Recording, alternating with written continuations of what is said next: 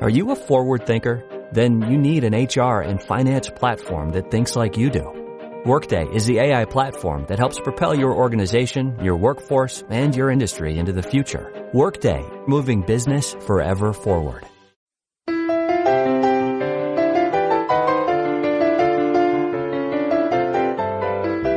You're listening to the Animation Addicts podcast with the Rotoscopers, episode 88, Shrek, the Anti-Fairytale. Welcome to the Animation Addicts podcast with the Rotoscopers, Disney, DreamWorks, Pixar, Don Bluth, and everything in your between. We're your hosts, Fiona the Princess, Shrek the Ogre, and Donkey. Wait a second. Why am I Donkey? Which one of us is Donkey? Oh, it's just understood already that Chelsea's Donkey. It's already there. I like it. Shrek! Oh my goodness. I'm here, guys. I'm getting better. Hopefully. Chelsea is a trooper. Aww. 2 episodes in a row she's been sick. Oh, so sad. We're so glad you're here. And we're so glad you, listener, are here. Pay if she did. Yeah. This is the Animation Addicts podcast, and we are a podcast devoted to our love of animated films, past or present. This time we are going slightly back in the past to a very, very good time in animation history, especially for DreamWorks. We are talking about Shrek. And I know... This is a long overdue episode. I was just going to say that. It's people have been asking us, wait, why? I thought you haven't done that one yet? Really? Like, yeah, really. Really. I know. It's so surprising that this is kind of such a basic CG animated film, and it was really influential, and we haven't done it. But, you know, Shrek is love and Shrek is life, so we have to do it. I believe in self-assertion, destiny, or slight diversion. Now it seems I've got my head on straight. I'm a freak, an apparition. Seems I made the right decision. Try to turn back now.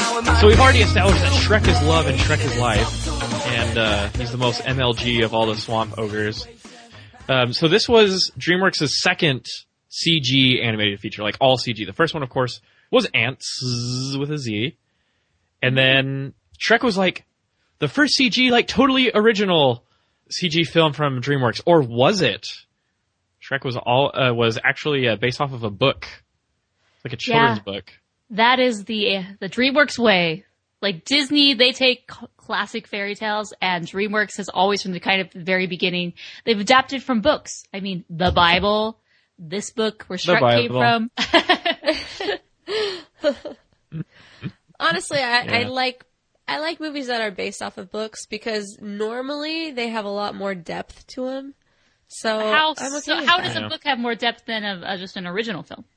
Well, I mean, I feel like a lot of times, especially if they're like a longer book or like a book part of a series, there's a lot more thought that goes into the setting. There's a lot more thought that it goes into like just different dialogue. I just feel like it has a lot more to go by as opposed to, I don't know. I just feel like I've noticed that as something that's just one of the things I notice. Okay. You can have your opinions. Thank you. So this was directed by Andrew Adamson and Vicki Jensen. So Andrew Adamson, he went on to be like a producer for DreamWorks for a long time, and then Vicki Jensen came on as a story artist. I think she was like the third director that they brought in. There was like a second director, but it didn't work out, and so they brought in Vicki Jensen. And I was looking through all the directors for all the DreamWorks films, and there are actually more. DreamWorks had more female directors for their animated films than Pixar. I think Pixar had like halfway Brenda Chapman for Brave, and then she left. And so on Twitter this week, I was reading up a lot about, you know, women in the workplace, but particularly in animation, and how they're underrepresented in management positions. So I was like, DreamWorks actually has more female directors than Pixar. So that's another reason for DreamWorks haters out there to cool it. DreamWorks does some good stuff. Yeah, they do. It does. And I'm completely ruling out things like producers and story writers, but just looking at directors, DreamWorks has more. So this film had a budget of $60 million, and looking at that today, 15 years later, it's like, wow, that was right on target, really, right on the money. Basically, it was kind of standard at the time, but it went on to make $484 million, almost $500,000. And then, as we know, the franchise went on to make even more money, close to $1 billion with some of the sequels. But this was just such a hit for DreamWorks. This really, they knocked it out of the park. It was everything they needed and wanted this film to be. And me, as, a film goer, I loved this movie. Oh, I absolutely love this movie. I remember the very first time we went and saw it, Morgan and I, a couple other people too, and it was like, I know, it was so much fun. And then we were dying in the theater. We really were laughing because we were like the Disney nerds and we knew it, and so we got all the jokes. And this isn't even like necessarily Disney; it's just fairy tale. Anyone who ever grew up with any fairy tale knowledge, or the parents reading them fairy tales, you get the jokes. And so just the way that they were just able to poke and prod and make fun and extort. Oh, like I remember looking at you and just kind of going, this is awesome. I know. It was like, we were just, I still remember the moment when she changes at the end, spoiler. Yes! And we're like, the toes! That's a moment I very distinctly have a memory with Chelsea. Oh, is that like an allusion to Beauty and the Beast? Yes. Oh, okay. That was kind of our Disney geek out. We looked at each other, we said, no way, they did the toes. The toes. Such nerds moment. Back then. Little chibi Morgan and chibi Chelsea. Back then, for real. Right. That was a long time ago. Y'all been friends for like way too long. Oh, I need 2001? Before then, honey. We've known each other since about 97. Yeah. Wow. It's good times. So many years in the making. Mm-hmm. What about you, Mason? What are your initial thoughts about this film? Oh man, I think I saw it in theaters, but I remember watching it over and over again on VHS. Mm-hmm. Like we loved it at our house. Yes. Which is strange because looking back and watching it again now, there is a lot of adult humor and there's a lot of cursing in it too. Yeah. Like PG-13 cursing. Like, what was its rating? PG or G? PG. G. Okay. Mm-hmm. Definitely not. There's too much cussing for you even to consider it a G. Yeah. So PG. This was like way back in 2001, and I really did not see any other animated film that year in theaters besides Shrek. I really didn't. Cause Spirited Away came out in 2001, and my parents wouldn't let me watch Japanese animation. And so did Waking Life, which is too adult, and then Atlantis, and Osmosis Jones came out. We saw Recess School's Out. We definitely saw that one. I was a huge Recess fan for ABC's One Saturday Morning. Oh yeah. That and Pepper Ann, man. And then other than that, there was like Lady and the Tramp 2, which I didn't think had a theatrical release, and then Land Before Time 8. I always like to compare these films with which Land Before Time sequel was out at the time of its release. If we were into the double digits yet or what. Well, one interesting thing about this is it goes back even further than that. I mean, Steven Spielberg was originally going to produce this film in 1991, but then, that was when he was in charge of Amblimation, but it just never worked out. It was going to be hand-drawn, and it was actually going to have Bill Murray as Shrek and Steve Martin as Donkey. I mean, can you just take a moment and think about that for a second? Why did they go with Steve Martin again after Prince of Egypt? I don't know. I have no idea, but they did not. They did not. Very different feature. Yeah, it was also going to be hand drawn, wasn't it? It was, yeah. And then it actually went through quite a few different changes. The next time they were going to have Chris Farley as Shrek, but then he actually had about 90% of his lines finished, but then he died right before, and so that's when it brought in good old Mike Myers. Yeah. They did changes with him. Like, he first did it without any kind of accent, and it just kind of didn't work. And then they were like, do it with a Scottish accent. So he put on this crazy Scottish accent that reminded me of his grandmother, supposedly. And I would like to see a reel of the original audio of Chris Farley as Shrek. I would have loved to have seen that. That would have been awesome. Really weird. Chris Farley. Because Chris Farley has always played kind of the dopey character, and Shrek's like very intelligent. Mm-hmm. Yeah, the way it was portrayed. Don't do drugs, kids. Don't do it. Don't do drugs. My goodness. But this one did go on and win. It was the inaugural winner of Best Animated Feature from the Academy Awards. The very first. Totally deserved it. Well, it actually went up against Monsters Incorporated and Jimmy Neutron Boy Genius. I didn't even know they had a movie for that. But most importantly, Monsters Incorporated, and it beat it. Yeah. Beat it! Yeah, and then the production was very long. At first, Katzenberg didn't like Andrew Adamson's direction for the whole thing. Because apparently the early drafts, they featured a lot more sexual jokes instead of just sexual jokes. Oh. And they had things like music from Guns N' Roses, and it was very adult oriented, and it went against Katzenberg wanting to appeal to both audiences, or I don't know. But apparently Katzenberg found his approach quote unquote outrageous. And at the same time, I'm like, hell yeah, we never see sexual jokes in DreamWorks films. And actually there was definitely Guns N' Roses in Megamind. Hey, so they finally got their wish.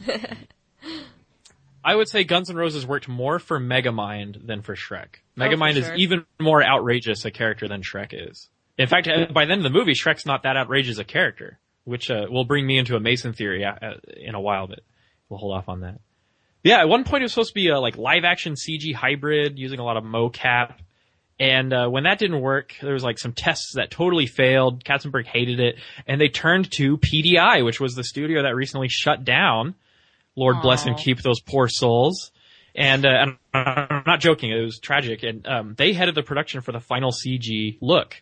And if you'll bear with me, getting a little technical as a guy who likes to do rigging and stuff for CG. We love when you get technical, and so do the audience. So never apologize for being you. You do you.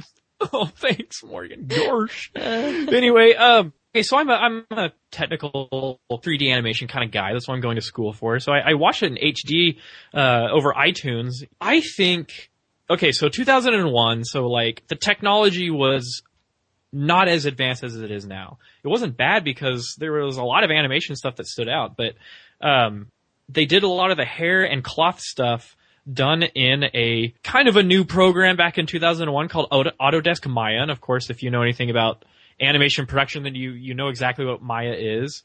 And it's funny because that means you can literally do the same thing that they achieved in this film at home, provided you know what you're doing. And that's totally theoretical. I'm not trying to demean what the work of the artists. But yeah, I mean, we're talking 31 sequences with 36 different environments. And that's a lot. And that comes out to about 1,280 shots total. Like I said, the technology shows its age, but things like Shrek's facial animations, the riggers went in and they created a muscle system for his face that was very advanced for the time, where if Shrek looked down and talked, then he would get a double chin like you and I get, unless you've had some heavy Botox or liposuction, but it still shines. And Shrek himself, his facial rig is very emotive compared to the other characters, like human characters. I have a huge beef with the human characters in this film. I do not think that they're as expressive as maybe they could have been, but then again, technological limitations of the day.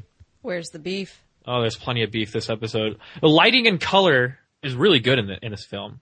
It's like the directors knew that the technology wasn't quite as advanced to pull off really stunning character animation, so they compensated by having some really beautiful light setups and coloring. No, yeah, I completely agree. I remember when I first saw this, I was, not clearly as educated and, a master of animation and art and whatnot. I'm still not, but I just remember being blown away. The texture on this, I remember looking at Shrek's face and thinking, oh my gosh, he has pores.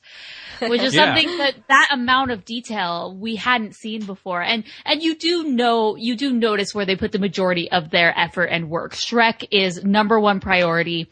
He gets the most amount of detail. And then Fiona, and then I think Donkey. I think Donkey's very rudimentary in a way, compared to at least Shrek.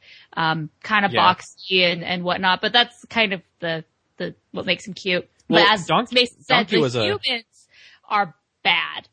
Anything who's not at one of those three trio, and Farquaad, it's just Lord Farquaad.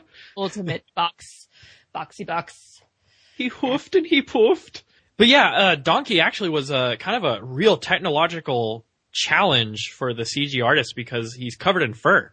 And that really wasn't something that was really far advanced back in 2001 from what I understand.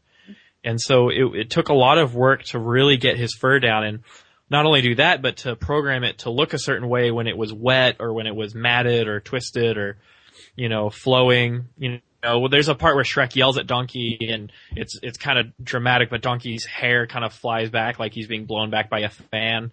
And so effects like that were really challenging back in the day, and I think they did fairly well. Of course, these were the days before like global illumination, so you can tell the difference in the shots where they did ray tracing and non-ray tracing. You can see differences in the lighting, and Toy Story had it too. But yeah, I totally agree about people like characters like Fiona and Farquaad. If it weren't for the dynamic nature of the actors giving them their voices, all of those characters would have fallen really flat. And what I noticed was that guard captain guy who's taking all the money for the fairy tale creatures, 5 shillings for the possessed toy, take him away, that guy. Yeah. Voiced by Jim Cummings, like that really shows its age, Of course, that's not a hero character, as they say in the industry, but I don't even know if they say that, but Mason says it. Well, I know this hero asset. It's like a hero object that's closer to the camera as far as in the background, and there's differences in detail in the texture. But anyway, yeah, so he definitely shows his age with like how he's animated and stuff. But, I criticize it, but it's really just commentary on how far technology has come. Like, look at Shrek and then look at Shrek Forever After, or even freaking How to Train Your Dragon 2. And boy howdy. Animation technology's come a long way. Well, one thing, you're saying that, and as I was watching this, yes, if you really sat there and looked at it, you would think, oh yeah, dated. But the story is so good that you don't care. You don't nitpick, and there's no need to. Like, you're in the story. You're not bored and then looking at the animation. You care about the story, which is really, that's all you need. As long as you have good story and amazing voice actors, which these 3 leads are so good. Yeah, they are. It could be, a 5-year-old could be animating it, for heaven's sake, and it would still be so good. You would be into it, right? I would be into it, yeah. I get the same feeling as when I watched the original Toy Story with this film. Yes, Toy Story is very dated. However, it's so good you don't care. Princess, where are you? It's very spooky in here. I ain't playing no games. Well, at least we know where the princess is. But where's the dragon? DreamWorks Pictures invites you to a land of fairy tales. Hey! Oh, no. Dead girl off the table! Where are we supposed to put her? The bed's taken. What? Where an unlikely hero... You definitely need some Tic Tacs or something, because your breath stinks! Rescues a fair princess. You didn't slay the dragon? It's on my to-do list. From a nasty villain. Eat me! With the help of his trusty companion. This is gonna be fun. We can stay up late, swapping manly stories, and in the morning, I'm making waffles. This summer, one name spells action. You're not exactly what I expected. One name spells adventure. How about him? Before this is over, I'm gonna need a whole lot of serious therapy. One name. Don't look down. Shrek, I'm looking down. Spells romance. It's no way to behave in front of a princess. Oh, wow. She's as nasty as you are. Come on! There's an arrow in your butt. Oh. And that name is Shrek. Thank you very much. I'm here till Thursday. Mike Myers, Eddie Murphy, Cameron Diaz, John Lithgow. You love this woman, don't you? Yes. You want to hold her? Yes. Please her? Yes. Then you got to tie a little peasant hair.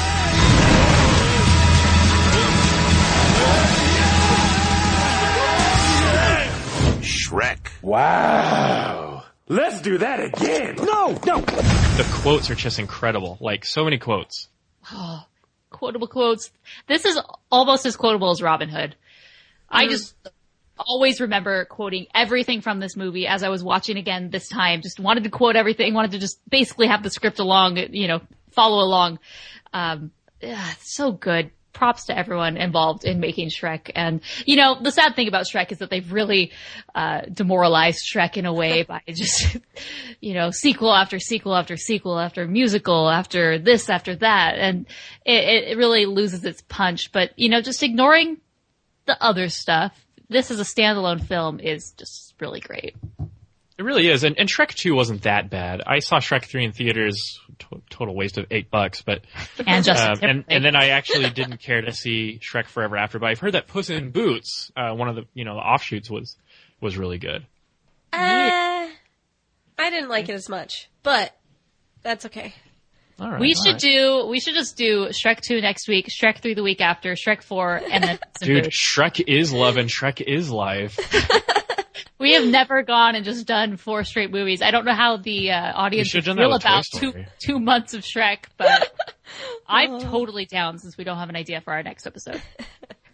Well, I wouldn't mind doing Shrek 2, but like Shrek 3 and Shrek 4, like when you start getting into that, like we'll just do our ogre series. This is the ogre series.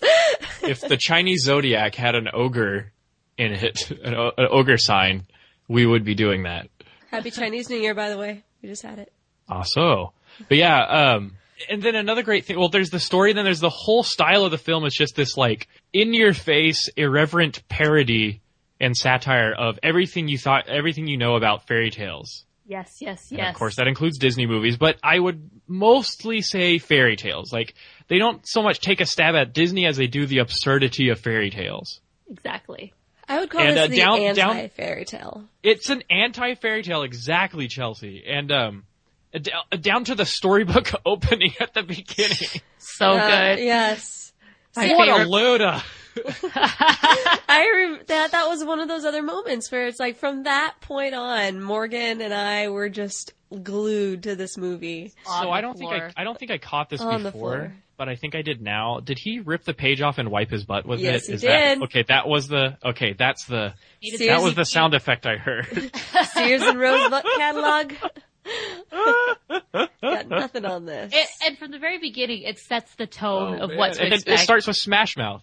Yeah. Yes. Yeah, so from the very beginning, it sets the tone of what to expect. And I think Mason used the exact terminology perfectly. Irreverent. This film is irreverent. And then, you know, we go into potty humor, so that's established again. Potty humor rules.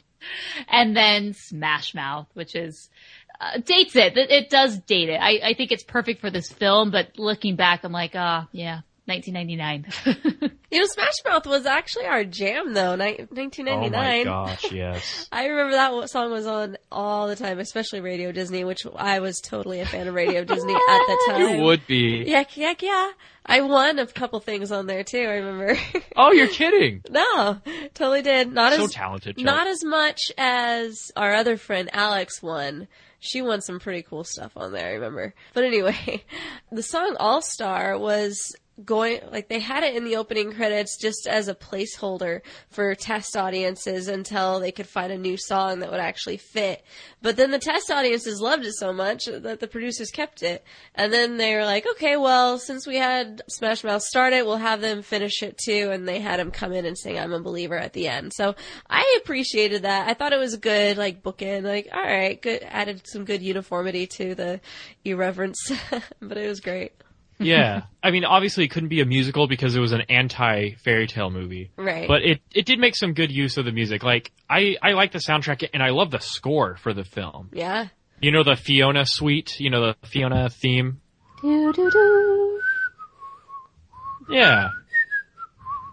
That's thanks to Harry Gregerson Williamson and John Powell. Don't know him. You don't know John Powell? Sorry, not the music guy for this podcast. Okay, John Powell, you may remember him from such movies as How to Train Your Dragon, How to Train Your Dragon 2, and basically did he write that song awesome. between did he write that song between Stoic and Hiccup's mom? I don't know if you wrote that one. I don't know. I don't remember the name of Hiccup's mom, but I know there's Dragons fans that are screaming into their iPods right now. He is a huge composer. Let me just read you some of the things he's done recently. How to Train Your Dragon 3. He's, since he's done 1 and 2, he's slated confirmed for 3. People. He's slated to do Disney's Zootopia coming out next year. Kung Fu Panda 3, Rio 2, Ice Age, The Lorax, Happy Feet 2, Book of Dragons. Basically, DreamWorks, Disney, Blue Sky. He doesn't care what studio you're Pixar, from. Don Bluth, and everything in between. He's gonna do it. Basically, yeah. I mean, he's a rotoscoper. He might as well. He's a rotoscoper for music. Well, let's have him on the show then. We totally should. Okay, so I got new plan for the next 2 episodes. Since it's Chinese New Year, China, let's just do Kung Fu Panda 1 and 2 back to back. Boom. Done. Got it. Boom, baby. Plus, Shanna's never seen it, so I want an excuse to show her it. Anyway, back to our regular scheduled programming. Okay, so I know nothing about composers. Thank you for educating us, Chelsea. You're very welcome. But yeah, so that's cool. And I love the score, and the songs, they work, from Smash Mouth, it's an anti-flag, song, it's very rebellious as far as pop songs go. And then Hallelujah, at the low point is really touching. Who hates that song? Who doesn't like that song? I actually saw, Raise your hand. I saw a video or a clip of Bon Jovi where he was just talking about, he's like, man, that's one of the only songs out there that I'm like, I wish I would have written that one. But I mean, it's fantastic. It's I beautiful. actually was looking into it, and there was originally going to be like 80 verses to that song. My gosh. We would have still guzzled it down. I know. But then he shoved it into, an appropriate amount of verses that we're able to actually take in. But yeah, Il Divo does a good one. Oh, the Canadian tenors, they do an amazing job with that one. Check it out. And then when we went on a cruise, there was an a cappella group who was really good. They do beatboxing for the parts that have to have music. And they did an a cappella version of Hallelujah, and it was, everybody was chilled to the bone. But yeah, so really good song placement. And then, there's the Journey music, the that one. And then it's kind of the same thing as the Ice Age one. You know how those kind of Odyssey films kind of have that Journey song where they have to do the montage of them traveling. But anyway, it's just a little music design that I like. And then so many good quotes, like right off the bat when those dumb villagers are trying to take Shrek alive or something. Buck beast, I warn ya. And he's like, now ogres, they're much worse. They'll do something. And then he says a bunch of horrible things, but the one that always stood out to me is, shave your livers. And I'm like, if a guy's got your liver in his hand, why are you worried that he's shaving it? I think it's the imagery that's supposed to be horrifying. But yeah. Anyway, I'm overthinking it, but I've always liked that line, shave your livers. Squeeze the jelly from your eyes actually goes quite good on toast. Well, I like that we're introduced to Shrek's character, that he's funny. He doesn't fit in any fairy tale. He doesn't fit. He wants to be left alone. He can definitely stand on his own. These villagers are not going to take him down anytime soon. I love how he just rolls his eyes when he sees them. He's like, I gotta get rid of these guys again. Yeah. But yet then, we go to a different part of the forest, and there's a roundup of the fairy tale creatures. Yep. So, did you guys, what are all the creatures that you caught in that scene? Because there are so many. I'm not a puppet, I'm a real boy! Yep. And 5 shillings for the possessed toy. Geppetto is such a sellout. He's a jerk. Desperate. I don't know, man. Maybe he's hard up for 5 shillings, but... Other fairy tale creatures, there's a unicorn. I didn't see the Unicron. More of a mythical creature. Yeah, he's being shoved into some sort of cart.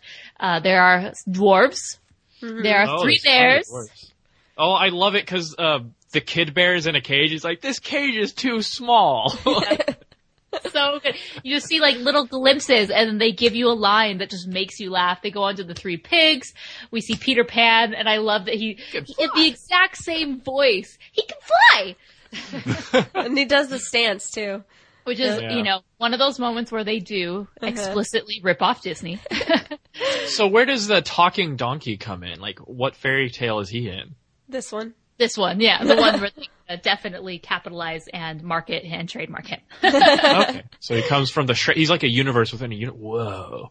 There was a talking donkey in the Bible, but the Bible is certainly not a fairy tale. So I guess that rules that out. Yes. But that would go further into the conspiracy that all DreamWorks films are biblical. Really? Throw the Disney theories out the window. We got a new DreamWorks theory, everyone. Yeah, that's going to go viral, I'm sure. Megamind is actually the story of Saul and Paul. There you go. Eddie Murphy always brings such fast-talking life to his films, you know, with Mulan, and I forget what he else was in. Was he the Bat, Ferngully? Yes, he was. No, that was Robin Williams. But talking about Mushu in Mulan, because these were released, you know, a few years after each other, about 3 years, but which character is better? Mushu? Did he do a better job with Mushu? And you gotta take the character and then his voice acting from the character. Those are kind of two separate things. Or Donkey.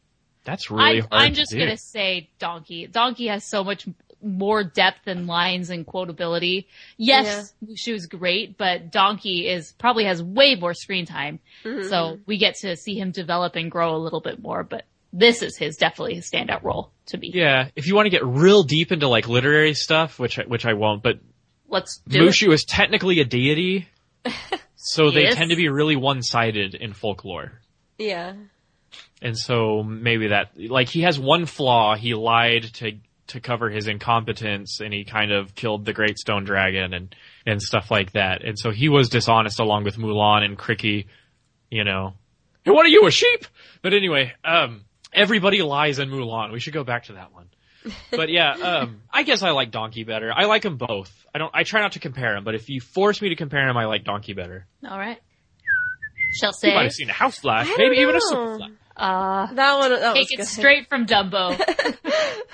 You've never seen a Dumbo. Oh, that's just a good one. Do Dumbo. I don't know. That one's hard. That's a hard question to do. I don't know. You don't have to answer. We can move on. Yeah, let's move on.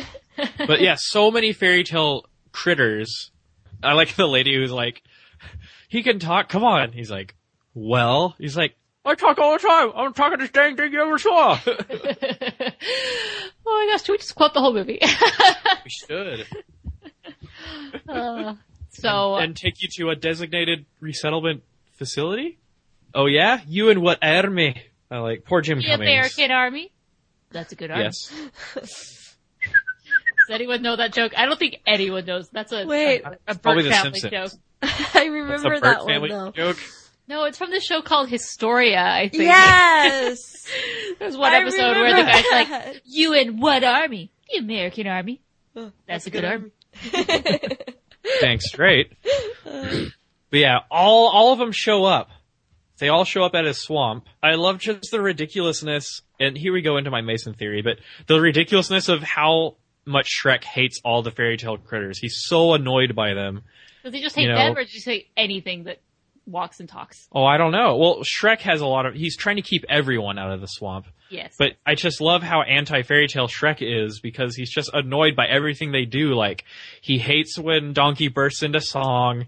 I love it when he's like going off to settle things with Lord Farquaad at the beginning, and everyone's cheering him because that means they get their homes back, and these birds, they whip up a cape of flowers and they put it on him, and Shrek's like, no, like, get it off of me. I love little details like that. And then, the classic, he runs in, what are we supposed to do? The bed's taken. And he walks in. What? But in that moment, the movie points out, like, how ludicrous fairy tales really are. A dog that eats a person and then impersonates that person in their bed. That's ridiculous. And so, here's my Mason theory, is that Shrek is perfect for this movie because he is the one fairy tale creature that doesn't fit into a fairy tale. And so he's constantly at odds with stereotypes and fairy tales. And that's why he's so well suited as a hero. Because if you look at Shrek as a character, like, he doesn't really do a lot of things. He doesn't have a lot of weaknesses. Like, physical strength, he's got plenty. And he's got confidence and fearlessness. Like, did you see him on the bridge going over the lava, you know? He did not care that the bridge could have snapped at any moment. And, he's got a lot of great qualities, but his one bad quality is that, he's got some love issues, man. He's gotta know what love is. Bee, bee, bee, bee. So my theory is that, like, Shrek is, like, the perfect anti-fairy tale because because in reality, fairy tales are just crazy, horrible, ludicrous stories, that don't make sense. And so you need someone who actually sees that they don't make sense to overcome. Maybe not a theory, maybe it's just like a really complicated analysis. Yeah. But I think that's why Shrek works so much. And this movie works out so much because it points out the ridiculousness of things that we're so used to. Does it still work out, though? What do you mean? Does the Anti-Fairytale still work? Well, no. Here's the thing. I was looking not in this sense. No, I don't think it works anymore. Like, I don't think they can really do it anymore. Because after Hoodwinked 2? Well, I laugh, but maybe I'll end up working on Hoodwinked 3, so I'll stop. Yeah, Mason, bite your tongue. Oh. But I feel like it's, now that Shrek is there, it's been done. And I look at different, I look at different audiences, younger audiences, if they watch Shrek, are they going to be as they're not going to be as laughing out loud as Morgan and I were that first time that we watched this movie. How Enchanted was kind of the same way. Enchanted kind of did the whole thing, but just for the princesses. Right. They actually wanted to make Tangled to be that kind of movie too, but then it was Glenn Keane that was like, hey, let's actually like play this thing right and bring it kind of back. Attaboy, Glenn. Attaboy, Glenn. But I feel like I can watch Tangled over and over and over, and I can still get the exact same amount of joy out of it. I can still watch Enchanted and get a good amount of joy out of that one. I mean, they did a really good job with that one. Well, okay. I want to make a comment about what you were talking about. Like, I agree. I think that Shrek was one of the first films to do this in this sort of sense that was just so slapstick and so, pop culture references up the wazoo and just making fun of the established norm. And which basically we've been talking about, like people had come to accept and love up until this point. And then the other studios started catching on, like you said, Enchanted did it. And then it seems like every Disney princess movie that came out, recently, it's like, how do we flip it on its head? How do we not make it a traditional fairy tale? We can't have a damsel in distress because no, and so I think everyone's trying to do this just because no. But, I think for this movie to have the punch and the impact that it did for all three of us when we first saw it, you would have to kind of have the same upbringing as us. You would have to be raised just on classics, and maybe when you're about 10, be shown Shrek. Yeah. You know what I mean? You and can't grow up watching Shrek, like, since you were 3. Like, it's just, you're not going to get it. It's not going to be the same. Yeah, and I'll be the first to admit, like, my sense of nostalgia has a lot to do with why this film is so cherished to me. Like Shrek, the first Shrek is one of my top animated films of all time. And I think nostalgia plays into it. And I'm not a big proponent of nostalgia. I'm just saying that, it's a big reason why this movie still holds up in my mind. Now, if you got a kid who, was raised on movies like Tangled and Frozen and Wreck-It Ralph and stuff. And while Wreck-It Ralph is a satire on the image of a hero and what a hero should be, I don't think it would have the same impact on them as Shrek. I think Shrek has kind of lost its luster to a new audience, although that's definitely not proven or tested or anything. But I would bet that a lot of people who really love Shrek love it for nostalgia reasons. Because I was on Netflix one day, and I actually saw they had the Shrek musical just pop up. Please give us a report on that.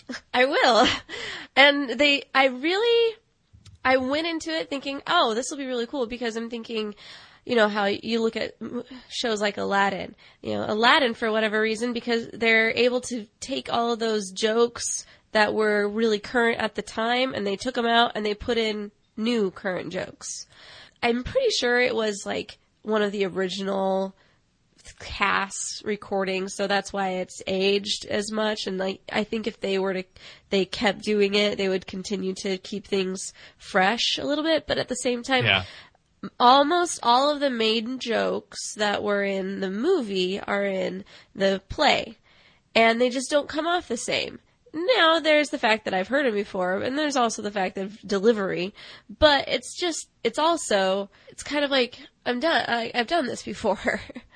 That's really what made me think about how Shrek has been dated, and it can't have that same punch as it did with us, which, like, you had to be there. Like, for this movie to have such an influence, you had to be us, I think. You had to be between the age of as we were saying, 10 and 12 or so to like, really get this. Or the parent of one of those 10 through 12-year-olds. Exactly. Yeah. And if we want to take this discussion a step further, I don't even think Shrek 2 was nearly the same movie as Shrek 1. Shrek was an anti-fairytale, but Shrek 2 was anti-pop culture of that time. Because all of a sudden, instead of showing these fairy tale creatures and characters in kind of a literal crazy way, they reimagined them for the modern world. Like Fairy Godmother was in Shrek 2. So, and they kind of reimagined her as this like megalomaniac, wish granting corporate, shark who ropes people into crazy deals and blackmails people.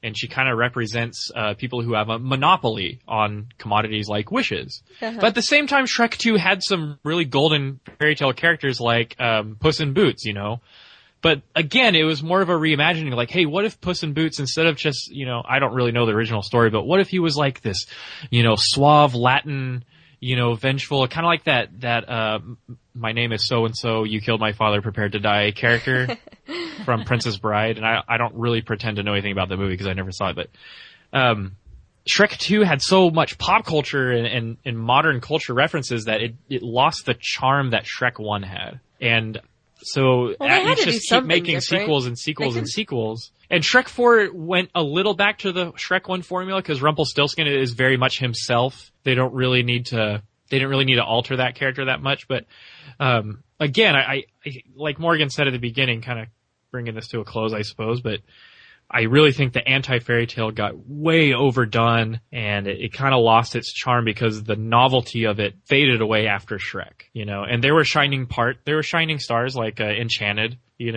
and Wreck-It Ralph, and then, Frozen in a few ways was anti-Disney fairy tale. And so it definitely pops up, but like there's never been a comprehensive movie that just, like Shrek, irreverently lays waste to all these fairy tales that we've cherished. Well said.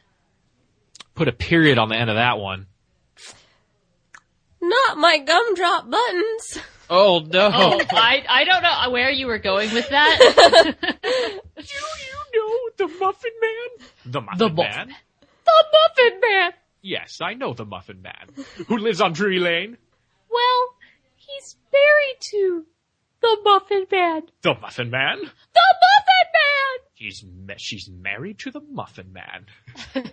I love the guy who voices Farquaad. He's that guy from Third Rock from the Sun slash Interstellar, but he's nowhere near as dramatic or flamboyant as he is in Interstellar. But anyway, yeah, I love Lord Farquaad, and again, going back to these human characters, if it weren't for their voice actors, like these characters would really fall flat. Yeah. Thelonious though is forever. I love that guy. Pick number 3, me lord. Pick number 3, my lord. That was Christopher Knights, who was who I interviewed recently, and he was the voice of Private the Penguin for Madagascar. Really? Oh, that's awesome. Ooh. He also did the 3 Blind Mice. There's a lot of the filmmakers that made appearances. I mean, Cody Cameron, who was the storyboard artist. Yeah. He voiced that one. Well, yeah, as Chris Knights explained in our interview, and I won't spoil it, but he basically said that they had this scratch audio that the artists themselves did, and eventually they either couldn't find anyone or they thought the voices were just good enough, and so they stayed with it. I like that. I like that a lot. Of course, you have to sign up for the Screen Actors Guild right afterwards. Right. That's a requirement. But anyway, yeah, I love the scene where he brings in the mirror, the magic mirror. That's another classic fairy tale trope. It's just, they never stop. That's what's so great about this movie. It's like, when you think they've hit everything they could hit, nope, we got the magic mirror, and then we got the match game.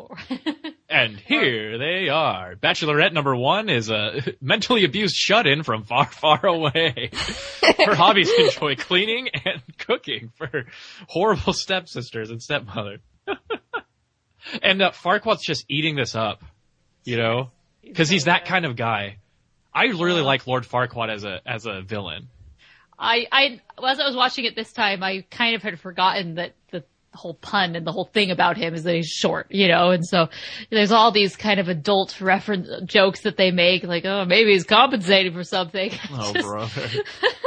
Or just the fact that he's super short and, you know, that's that first entrance where he's walking in and you don't realize it, and then he walks through the doors and he's ridiculously short. I love his custom suit of armor for when he's riding a horse. He has arm and leg extensions.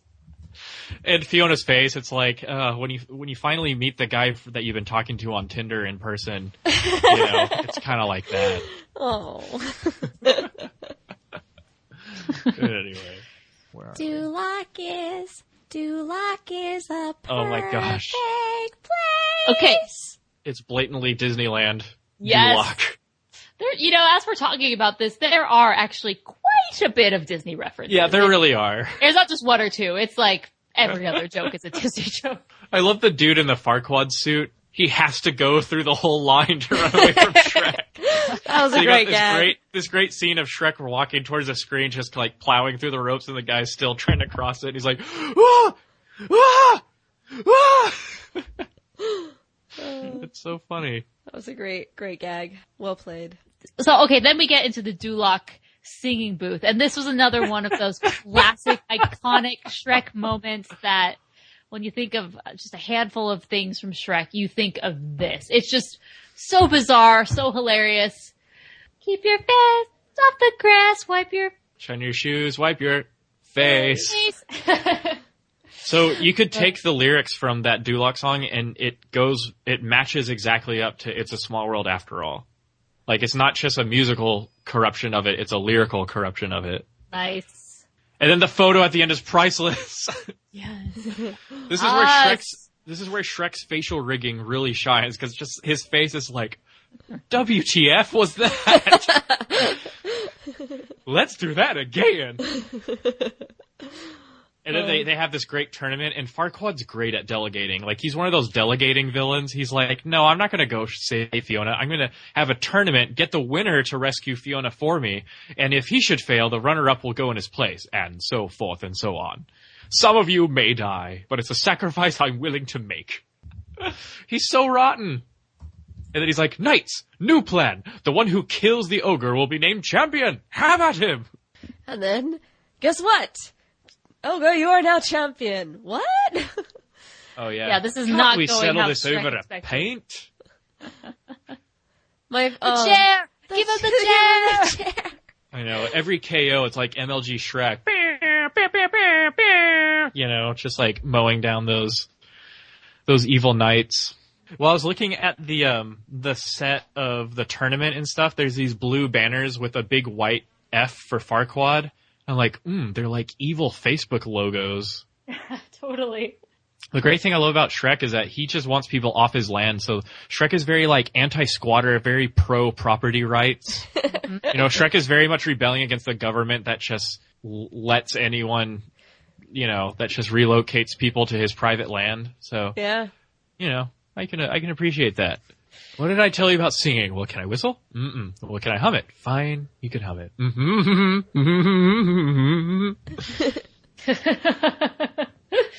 Oh gosh, I'm not even watching the movie. I'm just laughing, thinking of all these great lines. And in the morning, I'm making waffles. Yeah, Donkey's got some really great lines. He's like, oh, that's cool, that's cool. I mean, you don't know me and I don't know you, so here I go, out the door. I'm all alone. There's no one here.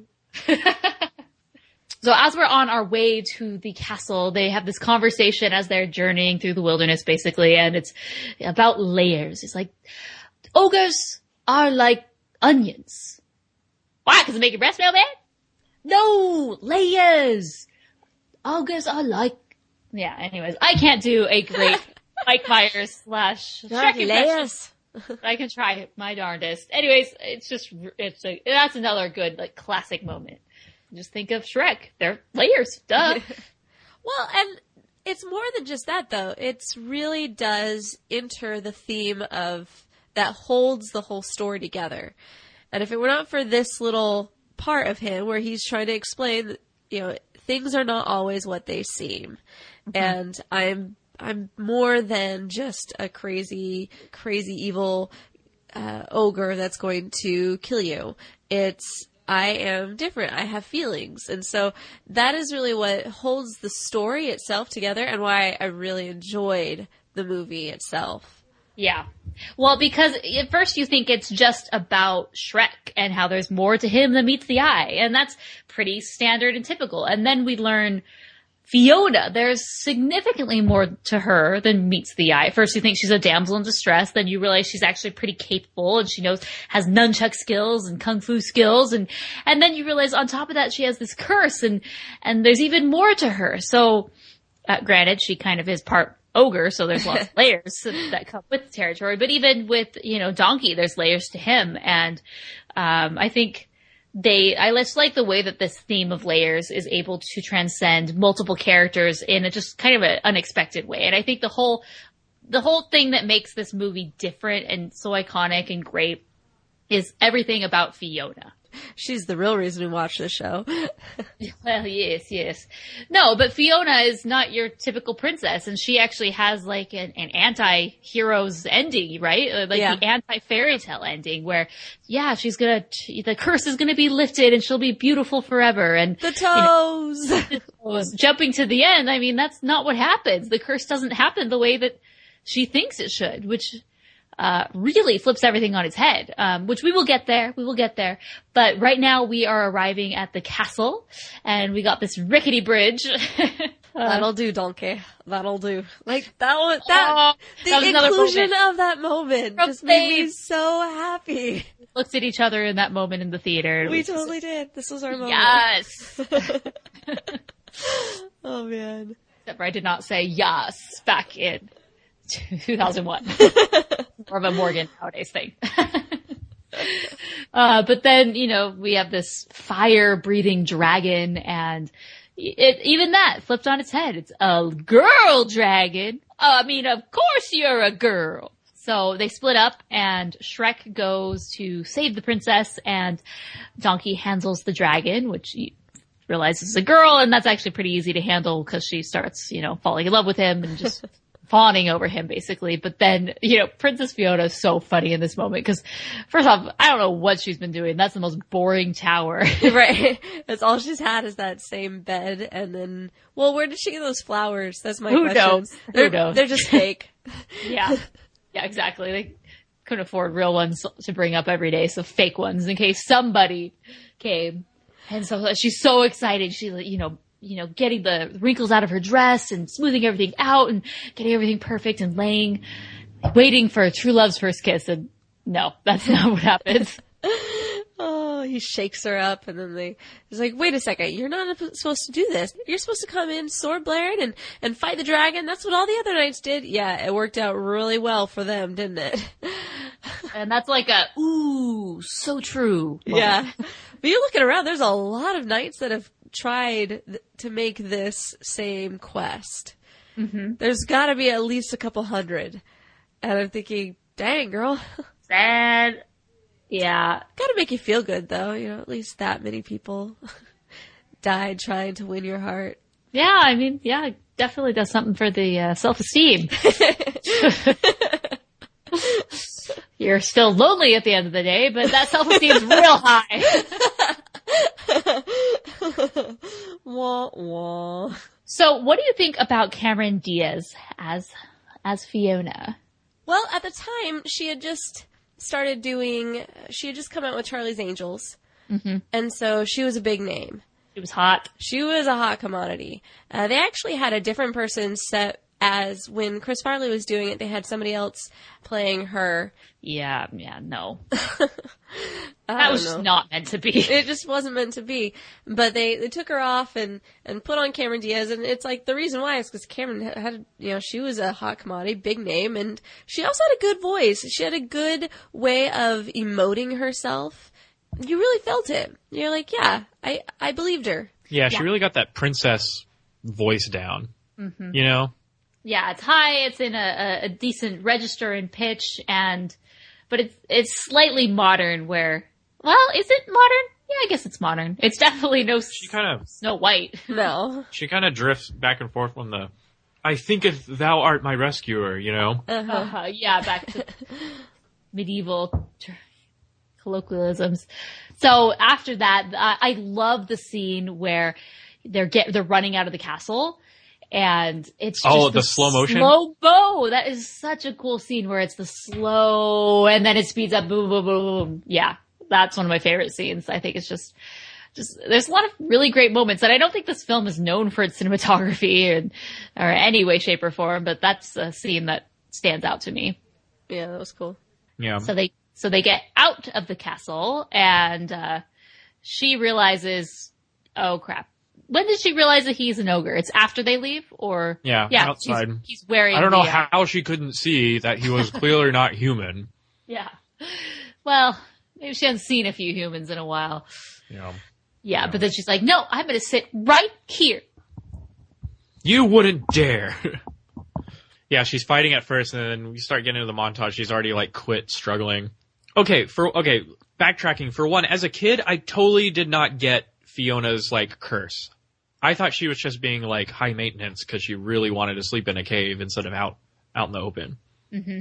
But the scene where Shrek and Donkey are talking and looking out at the stars, and I really like that scene because it kind of exposes a little bit more of Shrek's layers, you know? Yes. His personality and vulnerabilities, like, you know, the line, you know, they judge me before they even know me. Yep. And you really see that it's not that Shrek really wants to keep everyone out, it's just that no one lets him in, you know? And he really does resent the fact that that he doesn't fit in anywhere or with anyone. The musical actually does a really good job at showing you, like, from the age of a small ogre, how he was totally pushed out of every circle and just, like, felt really left out and ostracized. So I was like, aww. But where were the other ogres? In Shrek 4, there's a whole tribe of ogres. Yeah, I don't know. Well, guess we gotta watch 2, 3, and then it get to 4 so we can find out. Yeah. So so there's all that, and yeah, I like that scene because it kind of reveals a little bit more about Shrek's character, and then kind of brings in the whole love interest theme thing with Fiona and stuff. There were a lot of people online who were like, oh, well, why couldn't have Shrek just stayed an ogre and Fiona stayed a human and they could have fallen in love? You're like, honey, you're from 2 different worlds. They're from 2 different worlds. Chelsea and Morgan's favorite quote. It never gets old. No, it does not. And viewers, if you think that is getting old, I'm sorry, because it will never get old for Chelsea and I. We'll put a poll up on rotoscopers.com. I will, in the show notes on rotoscopers.com. Have you had enough of this line? I'm going to put a link to that video because if you think it's getting old but you don't know the reference, then no, that doesn't count. So get ready, guys. Back to the story. What I like about Shrek is that, like you're saying, this is like a really emotional scene. There's more layers that we get to see of Shrek, but it just shows that there's more than just fun and games to this film. You know, it's not just a bunch of gags, not a bunch of jokes. There's heart and there is character development, and Shrek is a cool character. Shrek has so much going on internally that we're slowly just getting to see. Like, again, it's all about layers with this film. As the only, like, truly competent character in this film, like, we really start to feel for Shrek, you know, in this moment. And I just love the theme of, you know, how does an outcast like Shrek find love, you know, through a magic spell, you know, of course. In that case, it's like very cool that it's an anti-fairytale because Shrek's not like the heroic, you know, good-looking protagonist, you know, like your Aladdin type, you know, who eventually finds love. I don't know, when a movie can get you to emote that much with such an ugly character. Well, so is he a hero or is he an anti-hero? Ooh, I think he's an anti-hero who turned into a hero. Yeah, definitely. And that happens a lot. Sawyer on Lost. At first, you know, he was just doing the right thing because of selfish, you know, kind of non-virtuous motives. But at the end, you know, he saved the day for love and for friendship. For love and friendship! Yeah!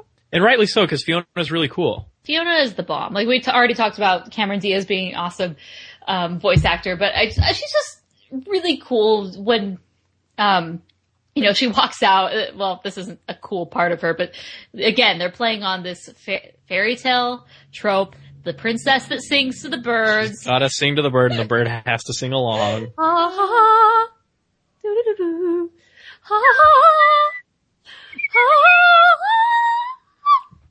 And then she takes the eggs. Exactly. Oh, yay. Completely unexpected that moment is going to happen. And then you see the eggs and you're like, oh no. And again, flips it on his head. Breakfast. Yep. Because you automatically think that there's going to be like, they're going to raise the eggs or something like that. Oh, at least that's what I thought. Well, maybe you shouldn't judge people before you get to know them. You know, and then in flies Robin Hood, who's such a jerk in this film. He's not even culturally consistent. He's like a French dude whose storybook was originally written in England, and they're doing Riverdance. Yeah, he's all over the place. Hot mess. Gosh. Basically saying that he likes to get paid. Anyway. All right. Here comes a Mason beef. Beef away. We need little musical cues for like Mason conspiracy moments, Mason beef moments. Anytime when Mason makes a fool of himself by getting like really passionately into a certain topic. Exactly. So if one of our listeners wants to create this musical cue for us, send it our way. We'll start using it. You can use that Kill Bill sound bite. Anyway. I hate arrow wounds in movies. When a guy gets shot by an arrow or like a dart, and it's not necessarily a mortal wound, there's always this part where they fall right down on the spot where they got shot. That would be so painful. Like if you got shot by a tranquilizer dart and then the guy always falls forward.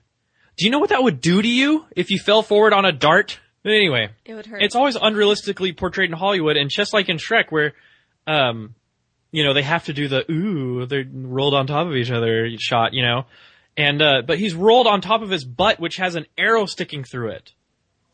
So in that moment, the shaft of the arrow is sticking about 1.5 feet into his flesh. Yeah. Not a pretty picture. But they just skip over that blocking. Well, I think the fact that they can get away with it because he's not human and he's way more cartoony than than Fiona. So it's like, really, who knows what his butt's made out of? Maybe it is just some sort of gelatinous, Yeah, but mass. The thing is that the arrow the weight of his body didn't push the arrow through. The animators just acted like it disappeared. Because when Fiona grabs it out, it was just the point that was in his butt. Yeah. But you see that in movies all the time. Some dude gets shot by a tranquilizer dart and he's like, oh no, everything's going black. And he like falls forward onto the dart. Mm-hmm. It's like, that's totally unrealistic. Mm-hmm. That would really hurt. Let's hope it never happens to us. I know. I never want to be shot by an arrow, man. That's just, being stabbed by something is one of my worst fears. I mean, I don't think anyone wants to be stabbed or is okay with it. It's like Hotel Transylvania. If so, let us know in the comments, I guess. Just kidding. I do want. I have a poison dart fetish. Anyway, but it's like on Hotel Transylvania where he's like, "Hey, so is all that true about like garlic and like being killed by a wooden stake?" And Dracula's like, "Yeah, but who wouldn't that kill?" I liked how this whole movie, I mean, as I mentioned before, even though it has such a big focus on gags, it still does have that clear theme, and it's very well played throughout the whole thing. Well played. Yeah, and then we slowly start to see that Fiona isn't really what she seems. She started out as a prim and proper princess, but as she kind of relaxes around Shrek and lets down her guard and stuff, she's actually very similar to him, like snatching a snake out of a tree and blowing it up like a balloon. And like burping. When she puts her mouth on the snake's mouth, I'm like, ugh, venom. And those poor animal balloons, where did they go? They just flew off. Yeah. Maybe if they make Shrek 5, they'll like finally come down to land at the end. Oh, well, current state of DreamWorks looks like Shrek 5 is nowhere near. In 2025. Thank goodness, though, because we'll be senior citizens when Shrek 5 comes out. I remember the first Shrek. So then we have another night where Fiona starts freaking out that she needs to go somewhere. Or what did she say the first time? Yep. I need you to get somewhere to sleep now! Now. Well, it comes right after the point where he's like, I'm scarier than anything in that forest. And they're both like, Yeah, totally. Yeah, but this time, they want to stay the night because Shrek wants to spend more time with Fiona, and he's secretly like not wanting to take her to Farquaad, you know? Well, she's the one that was like, Donkey, you looked horrible. Yeah. Oh, yeah. Well, I wasn't going to say anything, but... Oh, man, I love it. Typical things that guys have to go through, you know, they're just about to express their true feelings for a girl, and then she's like, I have to go. You know, but when will I see you again? Never. But, well, maybe tomorrow. Or something. Maybe tonight. And it's revealed that Fiona is not who she seems. A liar. No. Anyone know what I was trying to quote there? I don't think. Oh, that's Lion King? I don't know. Yeah. Murderer. Oh, good yep. times. You see? He admits it. You're guilty. Do you do Scar in your 100 animated voices video? No, I can't do a good Scar. And I've tried so hard to do a grown-up Simba like I did on that one episode, but that is just something that will live in infamy because I cannot do that anymore. That was a unicorn basin moment. There's a Timon cameo though in 100 voices. Nice. But anyway, yeah, so I like how Donkey just doesn't understand that the ogre is Fiona. He's like, oh my gosh, you ate the princess! Fiona, can you hear me? Shrek! He's so dense. And that's one of the things that makes Donkey so great, is just he's dumb. Extremely naive. Yeah. You know, before this is over, I'm gonna need a whole lot of therapy. Look at my eye twitching. Yeah. So what did you guys think when I can't even remember my first thoughts when I saw this, but what were your first thoughts when you saw, oh my gosh, she's an ogre? What's this all about? I was just like, Shrek, well, that explains a lot. I don't remember what my original thoughts were. I just remember knowing that this movie was one that every scene was something that kept you engaged. Whether it was a joke or whether it was a plot point or she's an ogre. The movie itself, everything had a good timing and great, it just kept you engaged throughout the whole thing. Yeah, totally. So, morning approaches. And Shrek gets so, classic animated film misunderstanding. It wasn't even a you lied to me moment, you know, it was more of a, well, I heard you say this, but I was really saying this, but I'm too thick-headed to ask you what you really said. Mm-hmm. Drama. But yeah, so Shrek's had enough of, you know, he gets offended. Well, it's sad because he's opened himself so much. And he does love Fiona. The layer principle, where he's finally opened the layers apart and peeled them away to his inner core. And he's willing to expose that to somebody everyone else. Yeah, exactly. Yeah, nope. Just like everyone else. Back. Nope. Zip him back up. Nope. Just Chuck Testa. Yeah, so he's had enough, so he already brings Lord Farquaad, you know. He's like, I don't know why you would waste an apology on him. It's not like he has feelings. You're right, he doesn't. Ooh! You cut me deep. Ouch. Yep. And then she goes off, and just by looking at him, I don't know why she wants to marry him, because Farquaad's kind of ugly. And we launch into the sad, sappy sequence when the characters in Western storytelling have hit their lowest point by the end of the second act.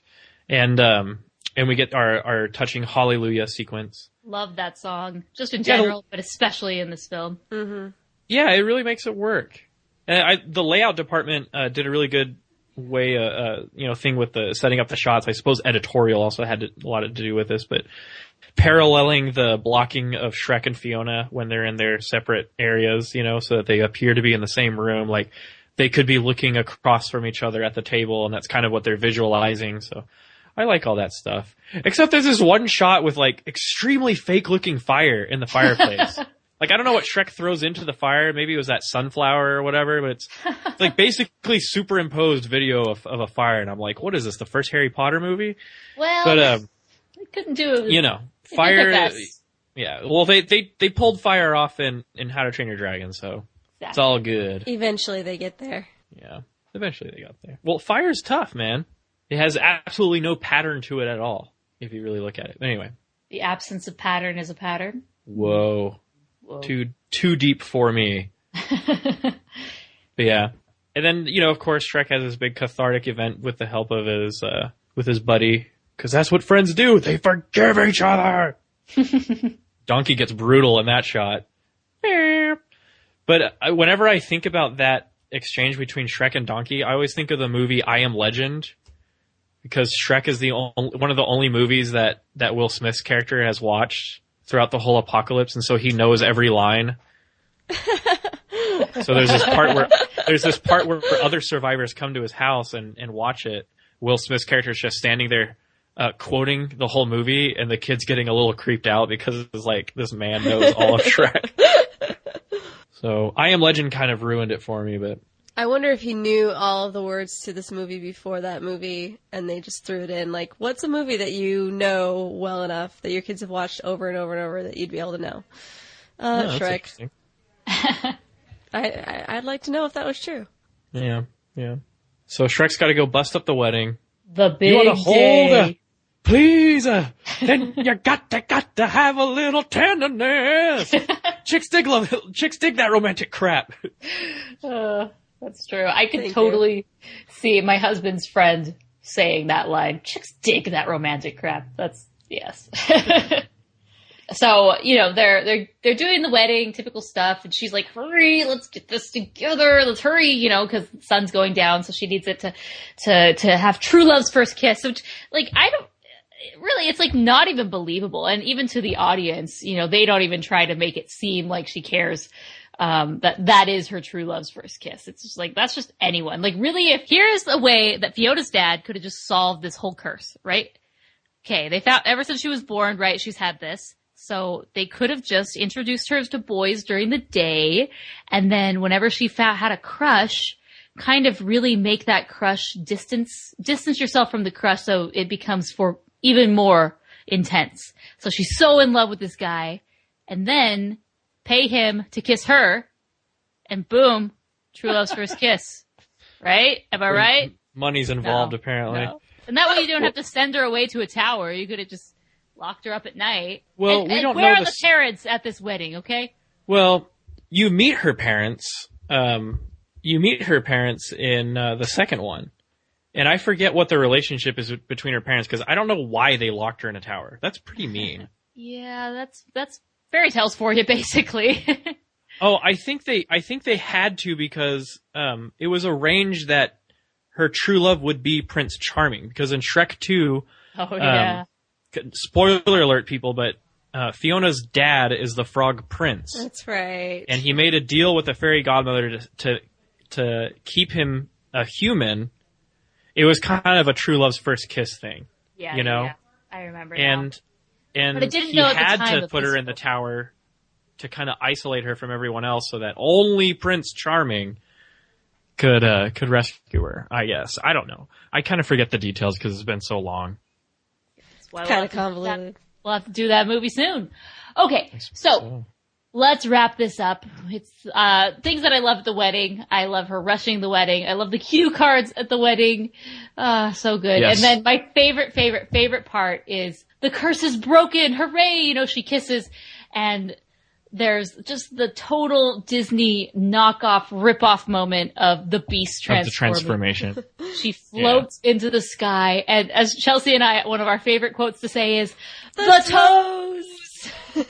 She extends her toes, and light shoots out of the toes. I mean, there is not more of an obvious rip-off than that. But it's great. Not bad. And what's the big reveal? She's transformed into... being an ogre. Oh. True love. What did you expect? She takes the true love's form. Yes, she did. It's part of the spell, and then that all gets mixed up in Shrek 2. But yeah. So they get married. Boom. I thought love was only true in fairy tale. Oi! And I remember, Smash Mouth has there. I just remember loving this ending. Like, I thought it was so good. Now, if I were to watch it now, I'd be like, well, I watched it now and I still liked it, but if there was another, I think movies sort of did this where they all, for a while, there was a period of time where a movie just ended in, dance party, right? But once again, Oh, the karaoke is brilliant. But yeah, it definitely starts DreamWorks' long tradition of random dance numbers at the end of their films. Yep. You know, animation fans scoff at DreamWorks for having it, but you know, Toy Story 2 did it first at the end of that one. True. Just saying. You got a friend in me. You just remembered what your old pal said. Hey, when are we going to do Toy Story 3, man? Gotta do it soon. So I rented it from iTunes and I didn't see the karaoke, and I was really looking forward to it. I remember it was after the credits on the VHS. Yeah. Mm. It wasn't... It was a special bonus feature. Staying alive. Oh, those were so great. I just remember waiting and seeing all of those and just being so happy. Do you really want to hurt me? Do you really want to make me cry? All right, so that basically does it for our discussion of Shrek. We are going to do our review, our rating in a few seconds. But first, I asked our listeners on Twitter what they thought was the most quotable quote from this film. I said, what is your favorite line from Shrek? Micah says the whole parfait bit. In fact, other than that, I don't remember that much. I remember the first sequel more. So he is a Toy Story 2, or not, he's a Shrek 2 fan. Dylan says, 'cause you got to try a little tenderness. Stephanie says, and in the morning, I'm making waffles. Very good one. Joshua Murr says, that's a nice boulder. Oh, here's Michael. We actually got a couple of votes for this one, but I hate it. Like, I hate it when you got someone in your face and you're trying to give them a hint, they won't leave. And then there's that big awkward silence. That's so good. Can I stay with you? All right. And then last one is from Nathan T. Oh, well, someone else I say have that. to save my ass. What kind of knight are you? One of a kind. We can say it. It's biblical. All right. All right, guys. I'm pretty sure I know what we're all going to be rating it, but Mason, go. Okay. Dang, this is so much pressure. 4.5 stars for Shrek. Shrek is love and Shrek is life, and it established an entire genre of animated film. Okay, there's been parody and there's been satire before, but never has there been a character that parodied fairy tales that you loved so much as Shrek, the character. And so I think he's a tremendously excellent, well-written character, and I think this movie is hugely influential. And after that, studio's new audience would watch irreverent parodies and anti-fairytales.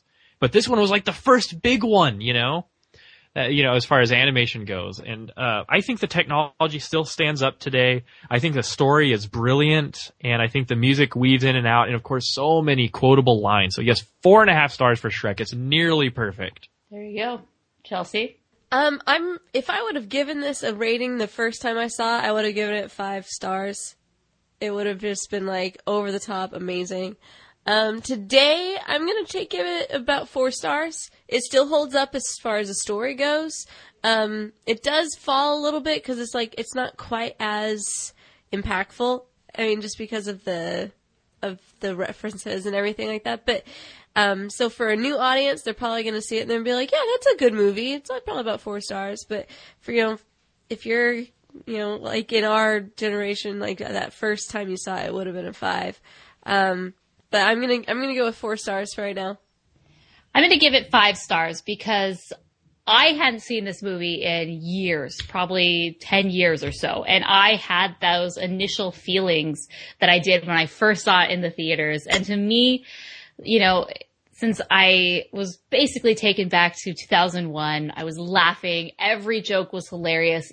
And, to be honest, there were a few things that dated it, but it didn't distract me at all, which I know people say, they always bash on Shrek and they say, oh, Shrek, so dated, pop culture references. It ruined it for all other animated films because they all followed. But I don't know. I thought it totally works for Shrek. Shrek is one of a kind, except for the other sequels. I have to give it 5 stars. I was so blown away watching it this time that it's one of my favorite animated films. I have to give it 5. Wow, a rare 5-star rating. I know. Look at that. Let us know in the comments under the show notes what you guys rate this. You know, does it hold up? Where would you rate it? Somebody once told me the world is gonna roll me. I ain't the sharpest tool in the shed. She was looking kind of dumb with her finger and her thumb in the shape of an L on her forehead. Well, the years start coming and they don't stop coming. Fed to the rules and I hit the ground running. Didn't make sense not to live for fun. Your brain gets smart but your head gets dumb. So much to do. All right, so we have a quick voicemail. It's from Angela, and let's listen to it. Hey, Rotoscopers, this is Angela from Maryland. I've been listening to your podcast for about 2 years now. I love each and every one of your episodes. Mason, I love your impressions. I just finished your episode on The Secret of Nim, and I ordered it on Amazon, and I can't wait to watch it because I actually haven't watched it. I noticed something pretty interesting. So the past year, there are a lot of films concerned with cultural folklore, cultural ties. You had Kaguya, Song of the Sea, and Book of Life, which were based on Japanese, Irish, and Mexican folklore, respectfully. And since they came out within a year, I just wanted to ask two questions. One, based on all the social movements and different happenings going on around the world, do you think exploring cultures is the next big thing in the animation industry, the next so-called renaissance, the focus point of the renaissance? Two, for any creators you bring onto the show, do you look at what other companies are doing in terms of projects, ideas, and how do you use that information? Do you use that as guidance towards the direction you're taking with your own work? Do you use it as predilections or warnings to things to avoid?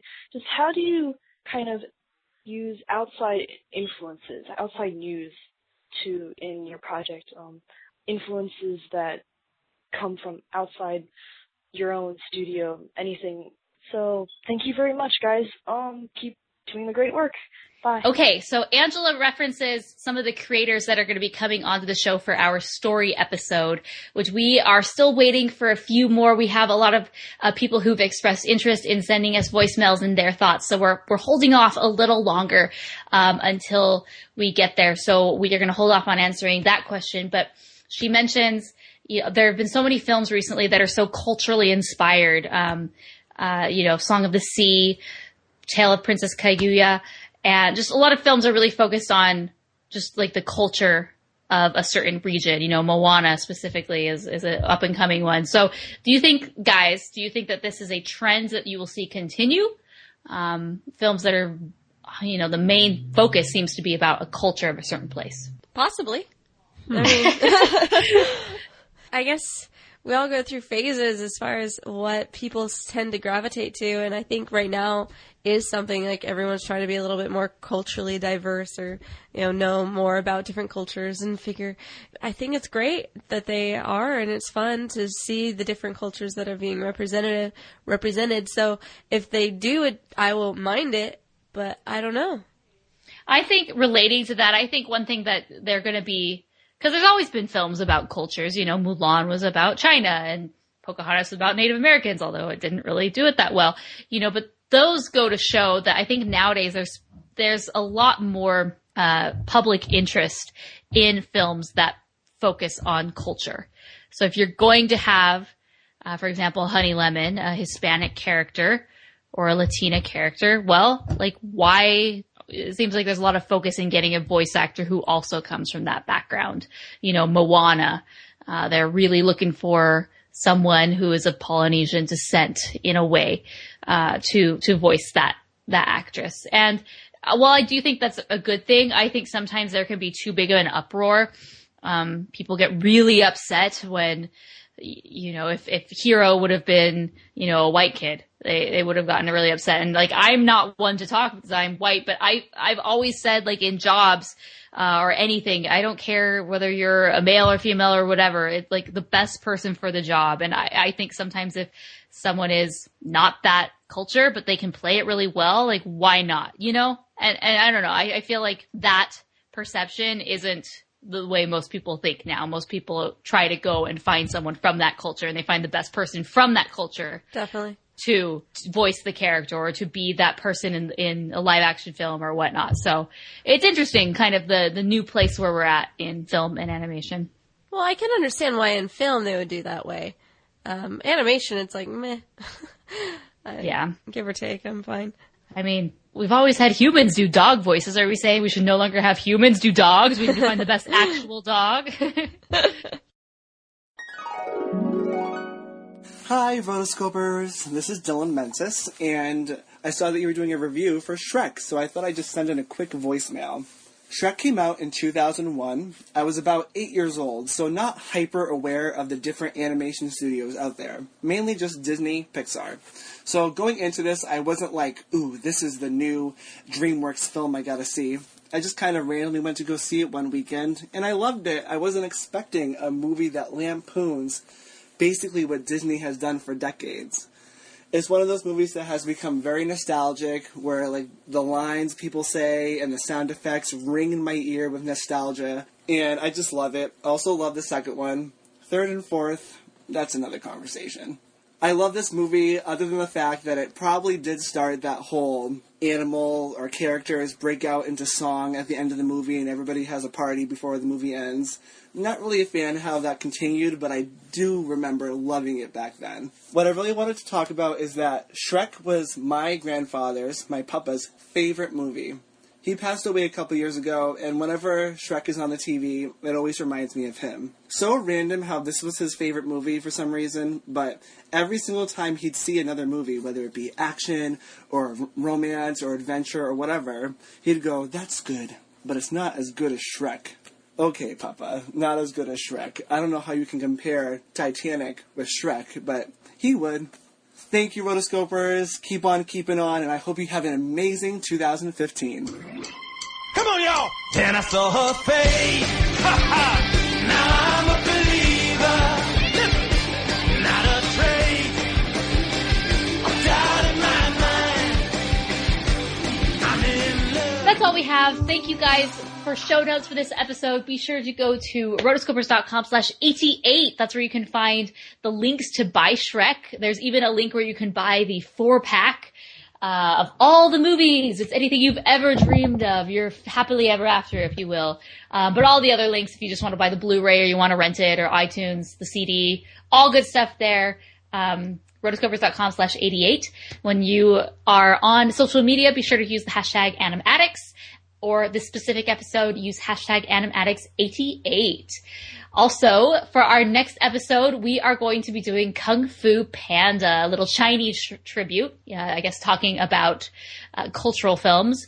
So send in your voicemails. Send them to rotoscopers.com/voicemails, or send us a voicemail at 406-646-6575. You can find us on Twitter. I'm at Morgan Stradling. Chelsea's at Chelsea Robson, and Mason is at Mason SMTX. You can also find him at masonsmithportfolio.com and his lovely blog, thisanimatedlife.blogspot.com. Boop babadoo. Boop beep boop boop boop boop. Blah, blah, blah.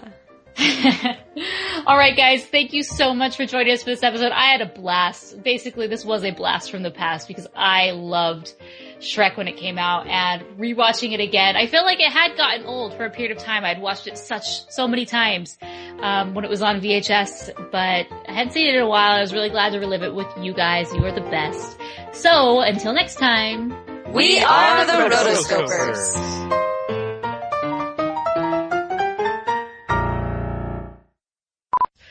So, shall we start? You want to take it off, Mason? Or someone should whistle. That's how we should start it. Well, we should have Chelsea doing the and I'll do the Okay. This is gonna be fun. And we'll just see where it goes. Oh, are you still sick, Chelsea?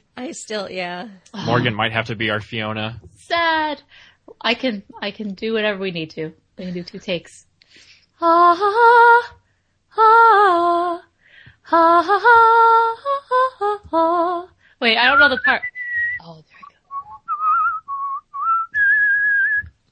Ha ha ha. And then do like a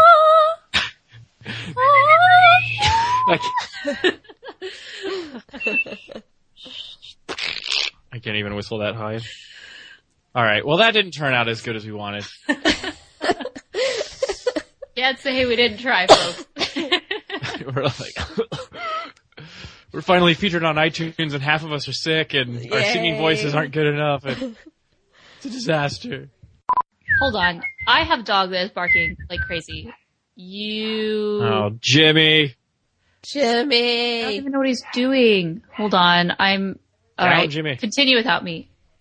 Back, beast. I warn you. I mean, how much is a shilling? Not enough. Not enough. Do they still use shillings? No. Let's not try to act like we are educated. We need that kid from the Toy Story 2 episode to come back. William Jardine. Yeah, William. Tell us, William. That was my air horn sound effect. What? Are you not MLG, mate? I don't know what MLG means. Okay. Yeah, what does that mean? It stands for Major League Gaming, and there's a ton of YouTube videos that make fun of Major League Gaming culture. Oh. And apparently Shrek is a big deal to them. I haven't unlocked why. But if you just YouTube MLG Shrek, there's a ton of videos. NSFW, by the way. But anyway, so while I was watching show notes, while I was looking, don't. I think parfaits are gonna be the best thing. Parfaits. I don't know anyone who doesn't enjoy a good parfait. Which up until this point, I had a parfait in the sense that he's talking about. The only thing I'd had was a McDonald's. Right. Fruit and yogurt parfait. Oh, dude, a peanut butter parfait from Dairy Those Queen. Two, man. Meet me at DQ, man.